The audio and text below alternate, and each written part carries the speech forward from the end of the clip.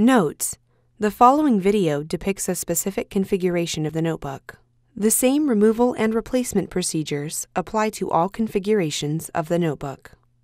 Before you begin, remove the battery, optical drive, base enclosure, wireless module, USB board, primary storage drive, subwoofer, front speakers, fan, system board, display panel assembly, and display bezel.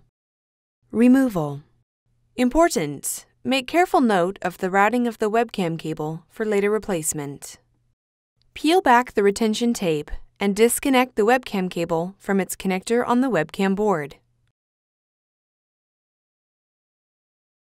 Using a non-metallic flat-bladed tool, carefully remove the webcam board from the adhesive and alignment pins that secure it to the display enclosure. Place the webcam board in a static dissipative bag.